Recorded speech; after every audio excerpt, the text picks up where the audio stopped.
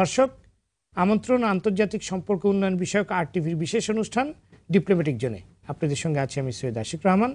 আমাদের আজকের অতিথি বাংলাদেশে নিযুক্ত Australian high commissioner his excellency Greg Wilcox. Mr. Greg Wilcox, very welcome to RTV Studio. Would you please share your experience so far? Of course, yes. Well, first, thanks very much for having me on Diplomatic Zone. I greatly appreciate the opportunity. My family and I have been living in Bangladesh for just over 2 years now, and it's our home. It feels very much like our home. We're very comfortable here. Bangladesh is a warm and generous and welcoming country, and that's as true today as it was when we arrived 2 years ago. The time isn't yet upon us that I need to leave. Hopefully that's further down the track. I'm here for some time yet and very pleased with that because I have a big job here and a proper agenda, and not least my family is very happy here. So we'll be making ourselves at home in Bangladesh for a while yet. Thank you for your nice word. Well, Bangladesh and Australia enjoying excellent bilateral relationship. Yes. How do you anticipate this relation developing further in coming days? Yes. Well, I think we've been firm friends for a long time, for as long as Bangladesh's history, and we've always worked well together as nations. But I think the best days of our relationship are still in front of us. I'll give you one concrete demonstration of that. Our trade, our bilateral trade, has grown many times over the last few years. We're now sitting on a $1 billion trade relationship. That's a nice round number, but that's going to continue to grow quite strongly. $1 billion? $1 billion currently and growing quite strongly. Right. That's because our economies are highly complementary. We both do things better than the other country. For example, we buy now almost $500 million every year from you in ready-made garments, which is your great export strength. Right. And in turn, we send to you a good deal of food, agricultural commodities principally, but also education. We educate thousands of your sons and daughters in Australia every year. So our economies and our strengths, our economic strengths, fit very well together, and they'll continue to do so.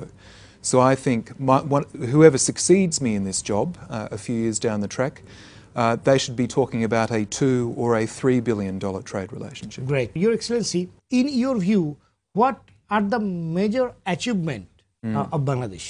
Well, if you look at Bangladesh, it's a country with a long cultural history, but a short history as an independent nation.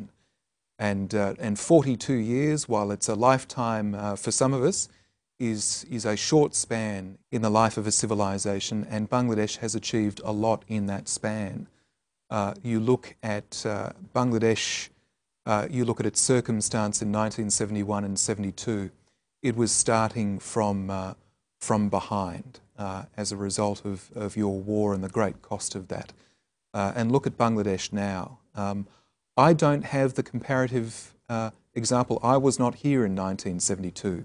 But my father was. My father came to visit this country in 1972. Great. Oh, really? And he's visited twice since, or 3 times now, since I've arrived in Bangladesh. In 71, 72? He visited first in 1972. He showed me some of the photos from 1972.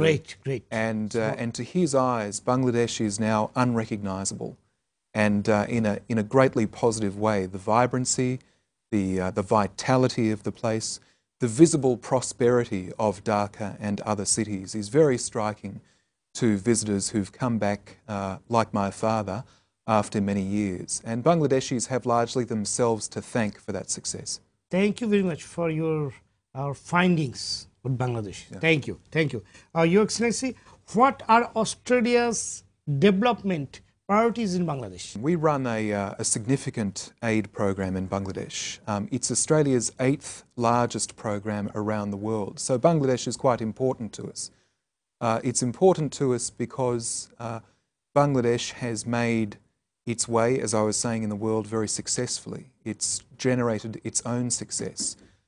What we want to do with our aid program here, as in other countries, is to reinforce success, is to get behind it and give it a push. The focus of our aid program in Bangladesh is education. We do a lot with other donors, with the World Bank and with the Bangladesh government on primary education, on expanding the primary education network and improving the quality of education. That's one focus of our program. Excellency, what are the interesting sector in trade with Bangladesh? Well, I mentioned before the size of our trade relationship and the way in which it's developing. If we look at our current trade relationship, which is Bangladesh sending Australia garments and Australia sending Bangladesh predominantly food, then I think the future of our trade relationship should be in those areas, but also energy. Bangladesh is a growing country. Its appetite for energy and power is very significant. We all experience some blackouts, some brownouts from time to time in Bangladesh. We can also play our role in investing in Bangladesh's energy sector. Not a lot of people know that an Australian company, Santos Energy, has operated the only offshore production rig in Bangladesh's Bay of Bengal waters. And they've been operating a platform in the Sanggu field off Chittagong. Sanggu field. That's right, for a few years. And Santos is now also back in the exploration game. It will explore one of the blocks in the Bay of Bengal to discover further resources. And we applaud that, and we would like to see in the future additional Australian commercial interest in Bangladesh's energy and power sector, and I'm encouraging that. Well, so you are talking Australian development assistance is growing up to Bangladesh. Well, would you please explain its wings of areas? Yes, of course. Well, I mentioned before that it's our 8th largest country program around the world, our aid program here in Bangladesh. So the country does matter to us a great deal. That's one indication of that. We spend about $90 million worth of development assistance in Bangladesh every year. The focus of 90 million. That's right, 90 million, 90. 90 million. And the focus. Good number. Yeah, it is. And the focus of that aid is, as I alluded to before, education, health, but also disaster preparedness, social protection. That's by social protection we mean increasing Bangladesh's ability to take care of its citizens in old age, for example. And I mentioned before scholarships as well, Australian government scholarships. We also run, and I should mention especially, a volunteer program in Bangladesh. At any moment in Bangladesh we have about 40 Australian volunteers working in Bangladesh in various fields of expertise like health, education, other areas. And those young people come to us in their 20s or 30s with a bit of work experience. They come to Bangladesh to work with host organisations like the Centre for the Rehabilitation of the Paralysed up in Sabah, for example, CRP, very famous organisation. And they come to assist those organisations to build capacity within those organisations to leave CRP, for example. That's right.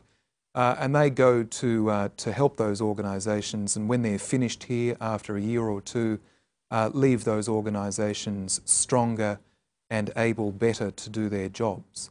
And while they're doing that, of course, they're working alongside their Bangladeshi colleagues, learning from them, and building the very strong people-to-people ties between our country.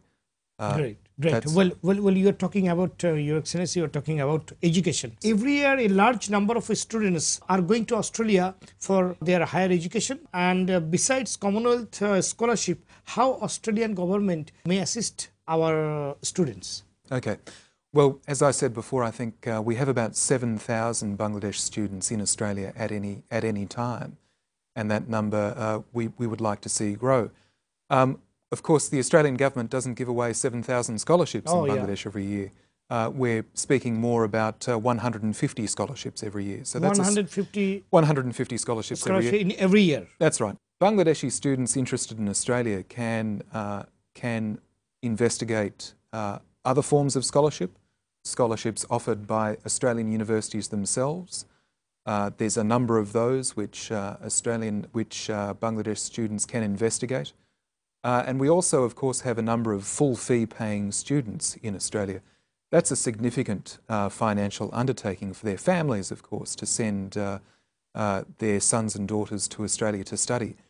But it's a very powerful investment, and it's an investment which gives the student and Bangladesh significant returns over their lifetime. We all know about the power of education and its multiplier effect. How Bangladeshi people may be beneficiary with your different program on health. You just talk about health. Yes, yes. How they become beneficiary. Well, I'll mention two ways. Australia, as I mentioned before, has a partnership with BRAC, a very large NGO here in Bangladesh. And part of our agreement with BRAC is to provide, is to fund health services through BRAC's own network. So wherever you see a BRAC clinic in Bangladesh, Australia has had some small part in the funding and the establishment of that clinic. A small part, but a meaningful part. That's the first example I'll give you. The second example I'll give you is Australia's core funding for ICDDRB. ICDDRB. That's right, the long-standing waterborne diseases hospital here in Dhaka. That is an institution with a long pedigree and an institution that's made a powerful contribution to health here in Bangladesh and internationally. Australia has funded that organisation for a long time. We're pleased to have done so. Oh, great. Your Excellency, we'll talk more issues after a short break. Thank you. দর্শক দেখছেন আন্তর্জাতিক সম্পর্ক উন্নয়ন বিষয়ক আরটিভির বিশেষ অনুষ্ঠান diplomatic zone. এই পর্যায়ে নিচ্ছি বিরতি, ফিরছি একটু পরেই। সে পর্যন্ত আমাদের সাথেই থাকুন। দর্শক আবারও আমন্ত্রণ আন্তর্জাতিক সম্পর্ক উন্নয়ন বিষয়ক আরটিভির বিশেষ অনুষ্ঠান ডিপ্লোম্যাটিক জোনে। কথা বলছিলাম বাংলাদেশে নিযুক্ত Australian high commissioner his excellency Greg উইলকক্সের সঙ্গে। Your Excellency, welcome again at RTV Studio. Thank you, sir. Well, let's talk about immigration to Australia. Certainly. How Australia High Commission to Dhaka assist those who are interested to study or migration of Australia? Sure, sure. Well, I'll answer that question first by zooming out and looking at the bigger picture. Australia is a nation of migrants. My own mother was a migrant from Europe after World War II. My father... from Europe? Yes, that's right. Yes, she migrated to Australia as a very young woman from Europe after World War II, as a war refugee, in fact. So many families' histories in Australia. We are a nation of migrants, and our success as a nation has a lot to do with migration and the will of people to make a successful life in a new country. Bangladesh is part of that. The size of our Bangladesh community, our Bangladesh-born community in Australia, doubled in size in the last 6 years, from about 16,000 people to now about 30,000 people, and growing. It's one of our fastest growing migrant communities. Bangladesh's migration to Australia, I think, enriches both of our countries. But to answer your question more directly, what role do we, the High Commission, play? We have an immigration section at the High Commission which is always extremely busy on managing migration and visitors from Bangladesh to Australia. And anybody interested in visiting Australia, in migrating to Australia, should refer to the Australian High Commission website. And there they'll find, under the people, to have as much guidance and information as possible about the visitor and the immigration processes that they need to go through to visit or to migrate to Australia. That information is on the Australian High Commission website, and I invite anybody with an interest to see it. Oh, thank you very much. Well, Australian government assists through different partners like BRAC. Yes. Do you think they are in right track? Yes, we do. We're very pleased with the results of our development assistance program in this country. For example, in our primary education work that we do in partnership with the Bangladesh government, the World Bank and other donors, the results for us are very tangible. It's as easy almost as measuring the number of additional students who benefit from primary education in Bangladesh every year. So we measure numbers. Numbers are fairly easy to measure, but we're also making qualitative judgments we're measuring the quality of the education delivered to Bangladesh students. Quantity is fairly easy to measure. Quality is more difficult to measure. But we're in there making judgments about the quality of Bangladesh education and contributing as a donor to boosting the quality of primary education in Bangladesh. And there's a very positive story to tell as well. Year on year, we see the quality of primary education in Bangladesh improving. So that's a concrete example of Australia's satisfaction with results here in Bangladesh. As I said before, our aid program in this country is about reinforcing success, and we're satisfied that we're doing that. Good governance is a major issue in Bangladesh. Correct. How does Australia government work for this? Well, let me give you a couple of examples. One I just spoke about. The provision of any service, including education, needs strong governance. It needs to be applied correctly with an eye to maximum results. And that is why Australia, for example, is focusing on the quality of education, the quality of the primary school curriculum. We're adding to that, we're improving it in cooperation with Bangladesh government and others. That's one way in which we're working on governance in Bangladesh. I'll give you a completely different example, and one in which, an example on which I've been working closely with the Foreign Ministry here in Dhaka, and that's on financial governance. Bangladesh was recently removed from the so-called grey list of the Financial Action Task Force. This is the international organisation that is charged with assisting countries police their financial transactions to ensure that, for example, there can be no terrorist financing into or outside of a country. Bangladesh is one country that's been working very hard on improving its financial intelligence and its financial governance. And Australia has been providing training, expertise to Bangladesh's financial intelligence unit to ensure that it's capable of tracking financial transactions into and out of Bangladesh to make Bangladesh a safer place. Well, how does Australia government ensure gender equity in the different programs? Yes. Well, our development assistance program around the world has a strong focus on empowering women and girls, and that's the case here in Bangladesh equally. We're very pleased that we see as many girls as boys in primary school and later education in Bangladesh.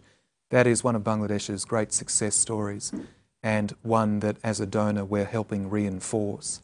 There are other ways in which we're assisting women and girls in Bangladesh as well.